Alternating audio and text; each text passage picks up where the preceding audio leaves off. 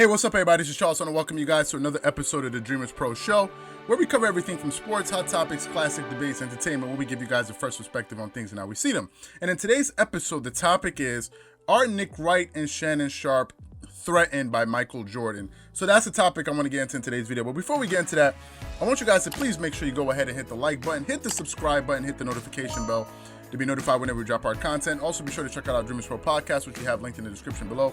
Be on the lookout for our Dreamerspro premium platform that we're launching in the first week of January, and also our website, dreamerspro.com, which we're also going to launch in January, which we're extremely excited about. So be on the lookout for that, and we'll keep you guys posted as we get closer to that date. Anyway, let me just get into the topic here. Now, this is a video I've been planning to do for a very, very, very long time. A very, very long time.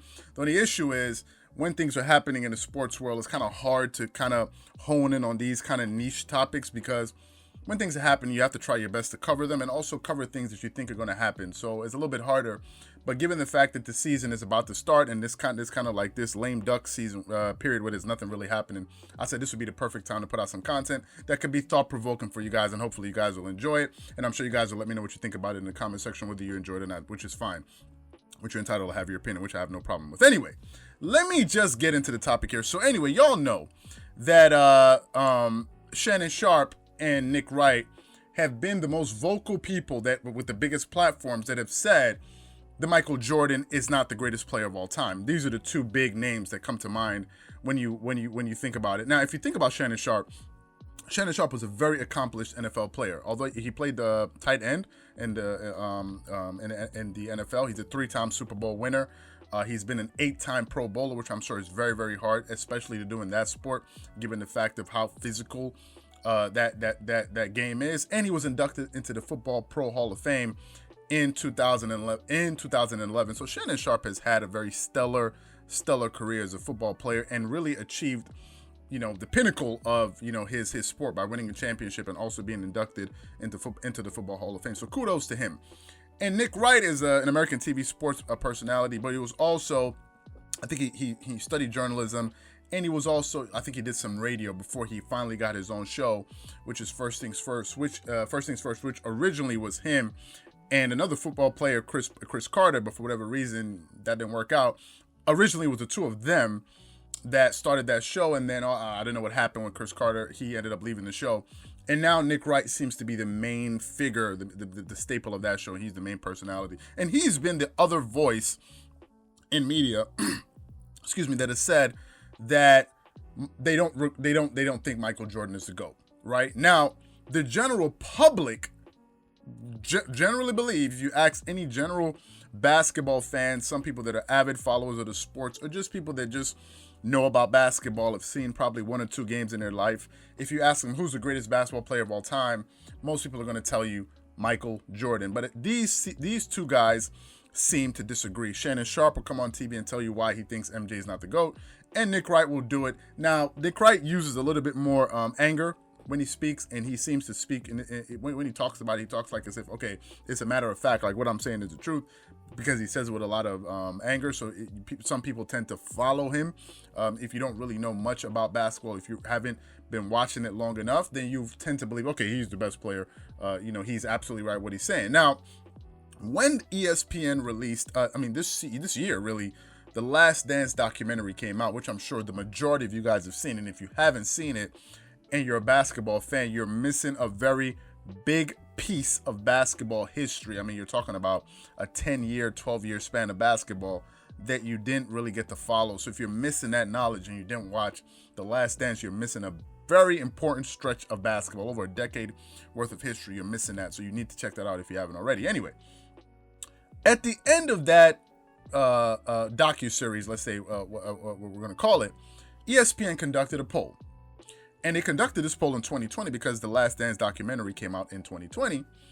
And funny enough, out of the people that were polled, 73% of them considered Michael Jordan to be the GOAT. Now, the thing about it is, usually when you hear people like Kendrick Perkins and all of these guys, Kendrick Perkins, who looks like he's 155 years old, but talks about people, being old heads or whatever it is, he likes to say an argument that some people like to say, let's say millennials, which I am, is that, well, y'all are old heads. These are old heads hating on, the current person who they think is the GOAT. Y'all are old heads, right? But this poll was conducted in 2020. So a lot of millennials and Generation X, I guess you could say, a lot of these people were able to participate in this poll because they saw the documentary. And a lot of them even voted and said MJ and think MJ is the GOAT, which takes that entire argument and throws it out the window. For you to say that somebody is older and that's the reason that they're picking Jordan, it's not really a good argument to make, because generally the person is older, has been around longer, so that means they have more information than you, especially if you're younger and you haven't been following the sport that long and you're trying to disqualify someone by saying you're older, so therefore what? They have more information than you? That's not a good argument to make. Nevertheless, Kendrick Perkins seems to make that at every turn. But the majority of the people said that Jordan is the best. So seven out of every 10 basketball fans you meet are going to tell you Michael Jordan is the best. And this was just a poll conducted in 2020. Now, after that poll came out, I want you guys to take a listen to what Shannon Sharpe had to say. Take a listen to Shannon Sharpe here on Undisputed. So Shannon, through 6 episodes, how much has The Last Dance hurt LeBron's GOAT case? For me, it's hurt it none. LeBron's resume has not changed. What they've done is that they packaged this footage of Michael Jordan over 15 years, and it's showing you behind the scenes. These games were played. Now, I don't know if everybody was old enough to be able to watch them. I don't know if people remember them or not, but nothing has changed. These are they're showing highlights. You remember they talked about the Knicks, how the Knicks, the last time they played the Knicks, they went down 2-0. And then they said game 3, they made it seem like Jordan had a virtuoso. Jordan was like 6 of 18. They won the game without him having an outstanding performance. So for me, nothing has changed in my mind. This was a compilation of behind-the-scene footage of Michael Jordan and The Last Dance. Obviously, they caught some footage of when he first got into the NBA and all that other stuff. But for me, Skip, the biggest thing is seeing all this, how he got started with Jordan and how his mom made a grown man take a trip. Say, you're going to hear them out. This presentation that Nike was going to present. His dad said, son, you'd be a fool not to take this deal. Seeing all those things, I saw every game, basically, especially what they showed, what they're showing, these playoff games, I saw every one of them. I'm old enough to remember Michael Jordan from the 82 shot against Georgetown in New Orleans to all the way to the final shot when he held the post. I remember that. I also remember those 2 years. They didn't have anything about those 2 years in Washington, JD, but that's neither here nor there. For me, nothing has changed. Jordan cannot add anything else to his resume. LeBron James is still compiling his resume. So for me, it has not hurt LeBron's chances. For me, LeBron is the GOAT, and there's nothing he can do to hurt his chances. Now, in that let's say monologue that Shannon Sharpe was saying, he was saying that regardless of everything that's come out, MJ is not the GOAT. MJ is not the GOAT. He thinks, he still thinks is LeBron. He still thinks that it's LeBron.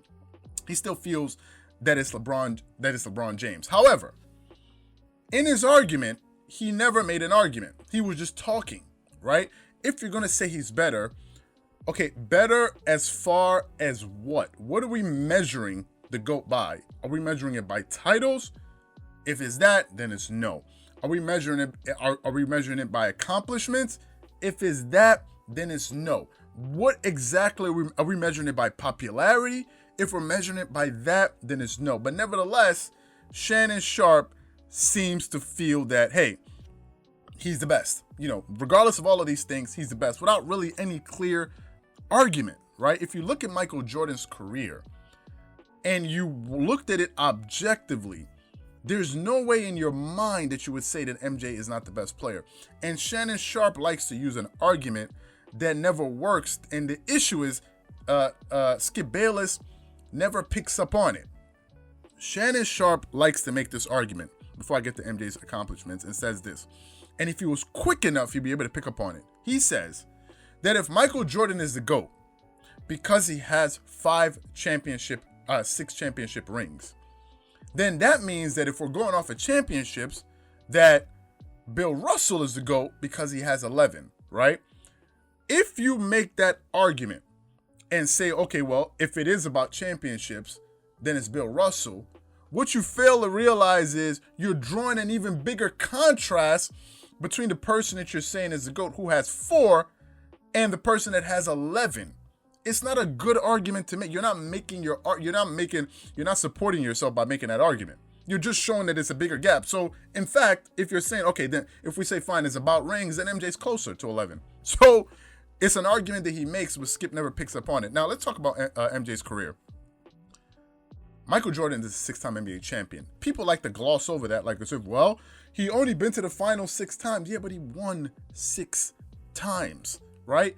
If you fight somebody 10 times or 6 times and you beat them 6 times, my friend, you're better than that guy, right? It's not like, oh, I fought him 10 times, I lost 6 times, but I beat him 4. Like, no, you don't get to make that argument. No, MJ is perfect in the finals. MJ never even got to a game 7 in the finals. MJ swept Shaquille O'Neal and Penny Hardaway, who Skip Bayless has in his top 5. He swept them in the first round. He swept the Magic. Michael Jordan swept the Magic. And in the Last Dance documentary, when they were talking about it, he was like, how you gonna do about so-and-so? He said, I ain't Shaq. He said, yeah, but I'm not Shaq. That's Michael Jordan, right? He's a 14-time All-Star, 5-time regular season MVP. So this shows you that he's been the best player in the league and the best player in the playoffs and the best player in the finals. He won the Defensive Player of the Year award, right? The guy has 10 scoring titles. People are talking about James Harden. People are talking about what's his name? Kevin Durant. If you combine both of those guys together, MJ still has more scoring titles than James Harden, Kevin Durant, and Kobe Bryant, and LeBron James, and Dwayne Wade combined. Kobe has 2. LeBron has 1. You're already at 3. Dwayne Wade has 1. Now you're already at 4. Then Kevin Durant has 4. Now you're already at 8. Then I think James Harden has 2 or 3. He has as many scoring titles as all of these players. It's absurd when you think about it. But then he's also won a Defensive Player of the Year award, which none of those guys have done. None of them. So it shows to you that Michael Jordan was the best player on offense and the best player on defense. And to make any kind of argument, there's no argument you can make. He has the highest scoring average in the history of basketball. Michael Jordan for his career averaged 30 points per game, 6 rebounds, and 5 assists per game for his regular season career. If we look at his playoff numbers here, which I have here, if we look at his playoff averages, I mean, it's absurd. For the playoffs, for his career, MJ averaged 33 points per game. For the playoffs, 5.7 rebounds, 2.1 steals, 5.7 assists, 2.1 steals, 6.4 rebounds, shot over 80% from the free throw line, over 33% from the 3-point line, and 49% from the field, playing 41 or 42 minutes per game on average for his career in the playoffs. Michael Jordan is the only player that has 2 3-peats. 2. It took Kobe and Shaq to get 1 3-peat. MJ has 2. Now, if we go a little bit further and we listen to Nick Wright talk about why he says that Jordan is not the GOAT, take a listen to Nick Wright here talking about why he thinks Jordan is not the GOAT. Listen, it's not that it's possible. It's incredibly probable. It's overwhelmingly likely. It's barring some act of God, it's going to happen. And this is what we do with Michael Jordan compared to what we do with LeBron. With LeBron, we try our best to disregard everything that's happened post-Maverick series, because it's the greatest 5.5-year run in the history of the sport, and we just focus on early in the career. So can we do that with Michael for a moment? Mm-hmm. Can we talk about Michael Jordan at the moment is the greatest basketball player ever. These are still facts. 3 straight first-round exits for Michael Jordan early in his career. You know how many first-round exits LeBron has? Same as you and me. Yep. None, and we ain't playing in the league. How many times did Jordan beat Bird's Celtics? 0. How did Jordan get past the bad boy Pistons? They got old. The year he finally beat them, they were a 48-win mediocre team. Jordan's first title. Oh, it was the Showtime Lakers. No, it wasn't. Kareem wasn't there. That team was led in points by James Worthy. That was an okay finals team, not a great finals team. So if we are going to when we're talking about LeBron's career arc, focus on early in his career when he was not on the path to being the greatest player ever. Well, guess what? Early in Michael's career, he wasn't on the path to being the greatest player ever either. Like, those are just everything I just said there. No opinion. Fact, fact, fact, fact. Now, in that soundbite, Nick Wright is trying to make an argument. He's basing an argument off of, failures, which, again, is the worst argument you can make. You don't want to make the argument about comparing these two people's failures, because MJ, in the highest leverage moments in basketball, he is perfect. He has 100% winning percentage. If you're talking about in the regular season, and you're talking about, okay, who failed more? Who cares, right? So many people have failed in the regular season, so who cares, right? If you're talking about regular season failures, we can think of so many people. That's not the argument to make. People are going to remember your championship. So Nick Wright has tried, and he's failed. And since First Things First aired on TV in September 2017, and Undisputed aired on TV in 2016, at the end of all of that, 4 years later, when they took a poll in 2020 and they asked NBA fans who they think the greatest player of all time is, they still pick Michael Jordan. So it means that these guys never really succeeded. You never succeeded. Because what The Last Dance did was it put Michael Jordan's performances into context for people. You can go online and search MJ highlights, look at his best performances, but if you don't know the context of those performances, you don't understand, you don't grasp what it really meant.